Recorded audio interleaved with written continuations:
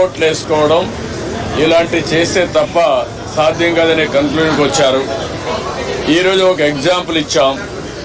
ఒక్క చంద్రగిరిలో ఫామ్ 6 కింద 1,15,000 ఓట్లు ఇచ్చారు. దాంట్లో దగ్గర 33,000 ఓట్లు ఆమోదించారు. దాంట్లో వేరే నియోజకవర్గంలో విత్ ఎవిడెన్స్ అన్నీ కూడా మేము పెట్టాం. అవన్నీ కూడా వారికి ఎక్స్ప్లెయిన్ చేశాం. అదే మరిగా స్టేట్ ఎలక్షన్ కమిషనర్ ఆ రోజు పడిన అవస్థ కానీ కడాన ఆయన డ్యూటీ కండక్ట్ చేయడానికి, ఆయన విధి నిర్వహించడానికి సెంట్రల్ హోమ్ మినిస్టర్ని అడిగాడు ప్రొటెక్షన్ కోసం.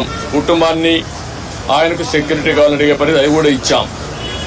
ఫైనల్గా మేము రిక్వెస్ట్ చేసింది వారిని ఒకటే చెప్పాం, ఏదైతే ఎలక్షన్ డ్యూటీ కేసే ఆఫీసర్ని సెలక్షన్ ప్రాసెస్లో కాకుండా ఆల్ ఇండియా లెవెల్లో చేసే బెస్ట్ ప్రాక్టీసెస్లో ఎంపిక చేసుకోవాల్సిన అవసరం ఉంది.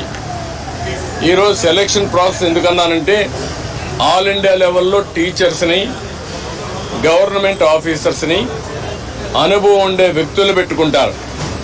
వాళ్ళందరినీ లేదని చెప్పి వాళ్ళని మేము ఇవ్వలేమని గవర్నమెంట్ చెప్పి కడాన ఎన్నికలను అపహాస్యం చేసే విధంగా సచివాలయ స్టాఫ్తో, వాలంటీర్లతో కండక్ట్ చేయాలని ప్రయత్నం చేస్తున్నారు.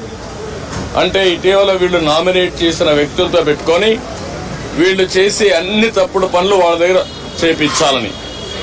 అదే సమయంలో మీరు చూస్తే బిఎల్ఓలుగా, అంటే బూత్ లెవెల్ ఆఫీసర్స్, ఒకప్పుడు టీచర్లు చేసేవాళ్ళు, ఆఫీసర్లు చేసేవాళ్ళు, ఎక్కడ కూడా ఒక్క మిస్టేక్ కూడా ఉండేది కాదు. That is their duty. దానిపైన చాలా స్పష్టంగా ఆదేశాలు కూడా ఉన్నాయి. ఎవరన్నా కానీ డ్యూటీ స్పష్టంగా చేయలేకపోతే వాళ్ళని యాక్షన్ తీసుకోవడం, ఇంక్రిమెంట్స్ కట్ చేయడం, ఉద్యోగాలు తీసేయడం అన్నీ ఉంటాయని భయపడిపోయేవాళ్ళు. ఈరోజు ఎవరు చేస్తున్నారంటే కడాన మహిళా పోలీస్ 2,600 మంది బిఎల్ఓని మహిళా పోలీసులు పెట్టేశారు.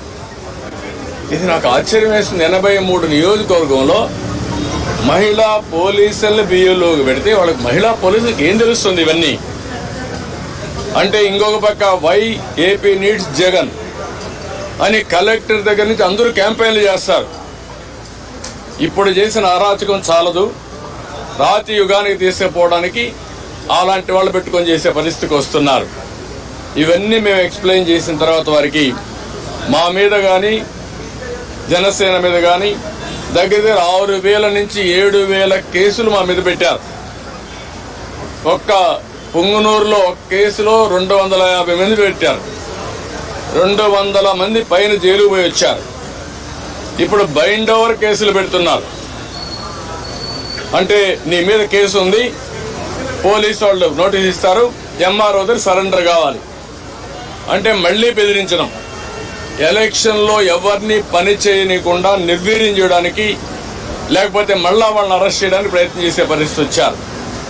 ఇది జరిగితే ప్రజాస్వామ్యం ఇంక కూని అయిపోయినట్టే. There is no democracy. నేను ఆ విషయం చెప్పాను. మొన్న తెలంగాణ ఎలక్షన్లో 1 డేలో ఎలక్షన్ జరిగిందా లేదా అనేది తెలియని విధంగా జరిగింది. అంత స్మూత్గా జరిగింది, ప్రాసెస్ కూడా పర్ఫెక్ట్గా జరిగింది. ఈరోజు ఆంధ్రప్రదేశ్లో అక్కడ ఇంత ఓటర్స్ ఎన్యూమరేషన్ ఫ్రాడ్ జరిగిందని, బిఎల్ఓలు తప్పులు చేశారని, టీచర్లు తీసేశారని ఎక్కడా కంప్లైంట్స్ లేవు. భారతదేశ చరిత్రలో ఫస్ట్ టైం ఇవన్నీ వస్తున్నాయి. మేమన్నీ డీటెయిల్డ్గా ఎక్స్ప్లెయిన్ చేశాం. ఓపికగా విన్నారు, చాలా ఫర్మ్గా కూడా చెప్పారు. మేము ప్రజాస్వామ్యాన్ని కాపాడడానికి అన్ని విధాల ప్రయత్నం చేస్తాం, ఎక్కడ కాంప్రమైజ్ కాం, రిజల్ట్స్ మీరే చూస్తారని వారు హామీ ఇచ్చారు. వారు ఇచ్చిన హామీతో నేను ఒకటే అనుకుంటున్నాను, ఎలక్షన్ కమిషన్ అవసరమైతే సెంట్రల్ పోలీస్ అబ్జర్వర్స్ని పంపించాలి, సెపరేట్ సెల్ పెట్టాలి. అవన్నీ పెట్టి ఎక్కడికక్కడ మానిటర్ చేసి ఎలాంటి అవకతవకలు జరగకుండా. ఇప్పుడు ఫైనల్ లిస్ట్ వచ్చే కొందికి వినపడలేదా? ఎవరి కార్లు మనమే ఎప్పటికప్పుడు మానిటర్ చేయాల్సిన అవసరం ఉంది.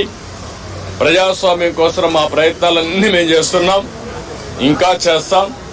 దాని గురించి సందేహం లేదు. ఒక్క ఓటు దొంగ ఓటున్నా ఎలక్షన్ కమిషన్ దృష్టికి ఎప్పటికప్పుడు తీసుకుపోవడమే కాకుండా వీళ్ళు చేసే ప్రతి ఒక్క తప్పుడు పనిని మేము ప్రతిఘటిస్తాం, ప్రజాస్వామ్యాన్ని పరిరక్షించుకుంటాం. అదే సమయంలో ఎవరిని వదిలిపెట్టాం.